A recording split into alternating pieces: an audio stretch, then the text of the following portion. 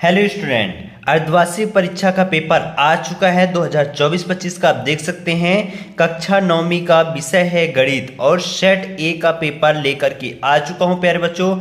हर एक क्वेश्चन को आपको अच्छे से तैयार करना है, एक भी क्वेश्चन छूटने नहीं चाहिए। यदि आपको 75 में से 75 पूरे अंक चाहिए तो वीडियो के लास्ट तक बने रहना। गणित का पेपर 13 दिसंबर को होगा। कब होगा? 13 दिसंबर 2024 को आपका पेपर है गणित का। लेकिन मैं पहले ही वीडियो आपको बता रहा हूं कौन कौन से क्वेश्चन आने वाले हैं। सभी क्वेश्चन को तैयार कर लेना, एक भी क्वेश्चन नहीं छूटना चाहिए प्यारे बच्चों। ठीक, तो यहां पास देखो और हाँ, चैनल को जिन्होंने अभी तक सब्सक्राइब नहीं किया है चैनल को सब्सक्राइब कर लो, बेल आइकन को प्रेस कर लेना ताकि जब भी मैं न्यू वीडियो डालूं और रियल पेपर डालूं तो आपके पास पहुंच पाए। इसका यदि आपको पीडीएफ चाहिए, नीचे डिस्क्रिप्शन पर टेलीग्राम का लिंक दे दूंगा या वेबसाइट का लिंक दे दूंगा, वहां से जा करके आप ये सारे पेपर पा सकते हैं। ठीक, तो यहाँ पास देखो पहला क्वेश्चन क्या है, सही विकल्प चुन करके लिखने को कहा गया है। तो पहला है एक परिमेय तथा एक अपरिमेय संख्या का योगफल या अंतर सदैव एक संख्या होगी। तो यह क्या कहलाएगा? अपरिमेय संख्या कहलाएगा। क्या कहलाएगा? अपरिमेय संख्या कहलाएगा।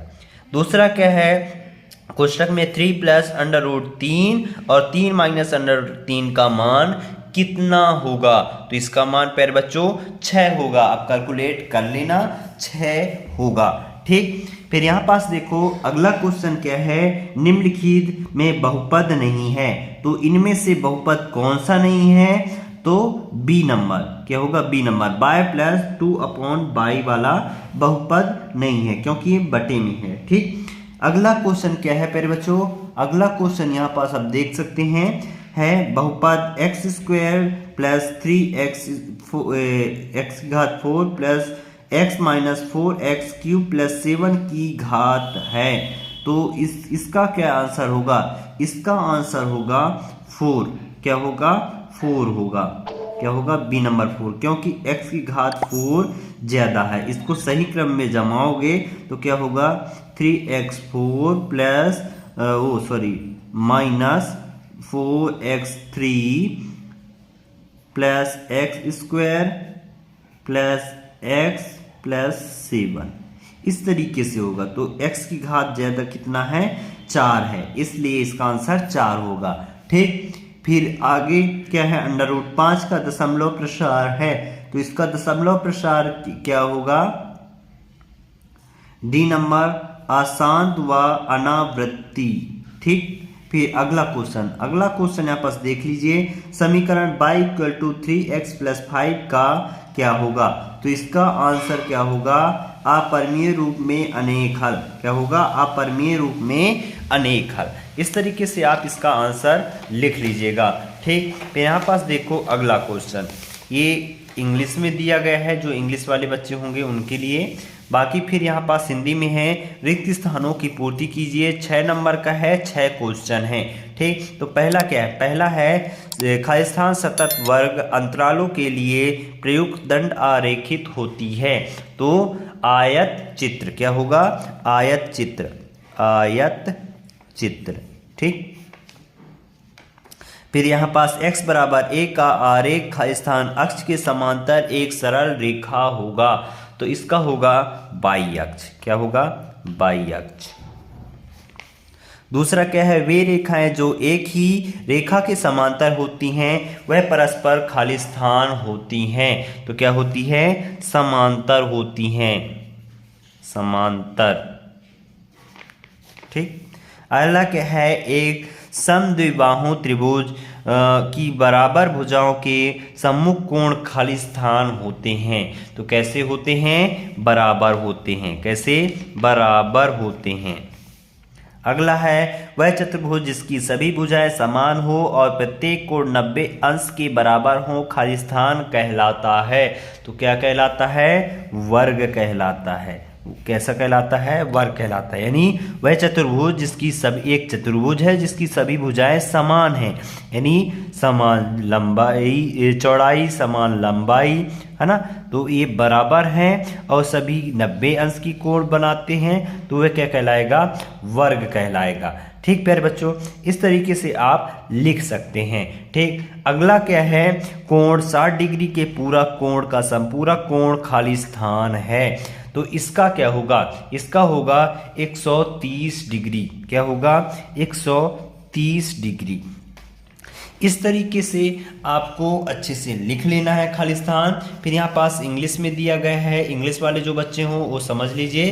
फिर यहाँ पास देखो अगला क्वेश्चन क्रमांक 3 क्या कहता है, निम्नलिखित के लिए सत्य और असत्य लिखना है, यानी कौन सा सही है, सत्य है और कौन सा असत्य है यहाँ पास बताना है। तो मैं आपको यहाँ पास बता दे रहा हूँ, y बराबर 0 x माइनस x का समीकरण है, तो ये क्या होगा, सत्य है।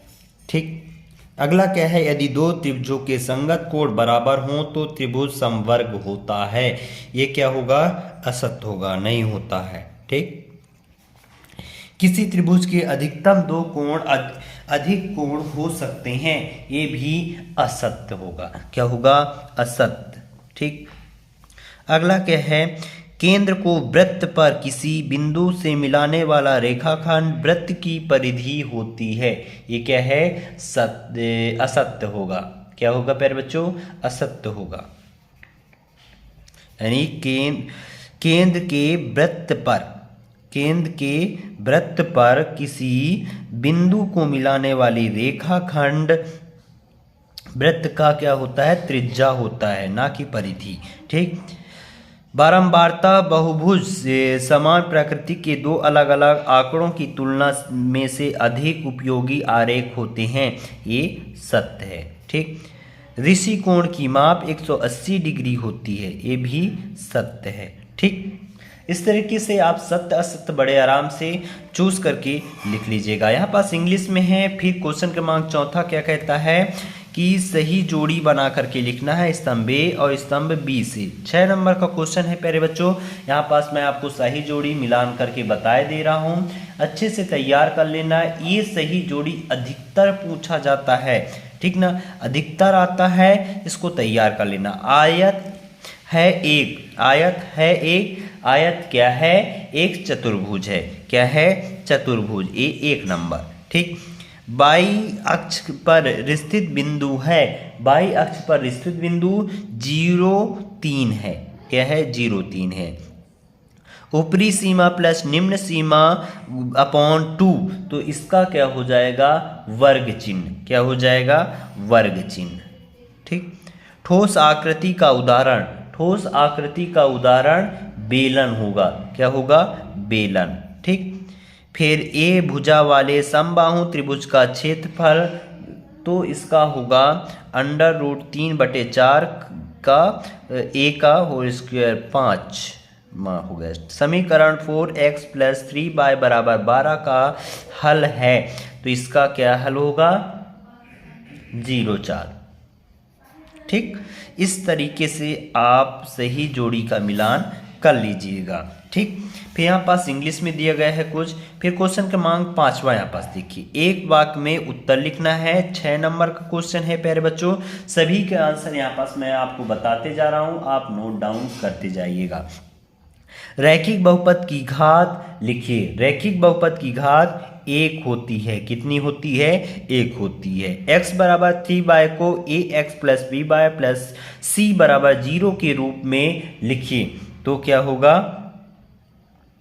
x - 3y + 0 = 0।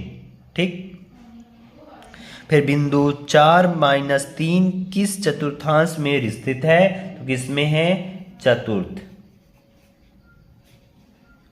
फिर बिंदु -5 2 की x अक्ष से दूरी क्या होगी, तो क्या होगी, इसका होगा 2। ठीक, पूर्ण कोण का मान क्या होता है, पूर्ण कोण का मान 360 डिग्री होता है। यानी कोई एक वृत्त है तो पूर्ण कोण कितना होगा, 360 डिग्री का होता है। ठीक ना। फिर 3 संरेख बिंदुओं से होकर अधिकतम कितने वृत्त खींचे जा सकते हैं, तो कितने खींचे जा सकते हैं, 1 खींचे जा सकते हैं। इस तरीके से आप इन सभी के आंसर लिख लीजिएगा। कुछ क्वेश्चन यहाँ पास मैं आपको बताए दे रहा हूँ, इसको भी आप तैयार कर लेना। इंग्लिश मीडियम वाले बच्चे क्वेश्चन देख लें।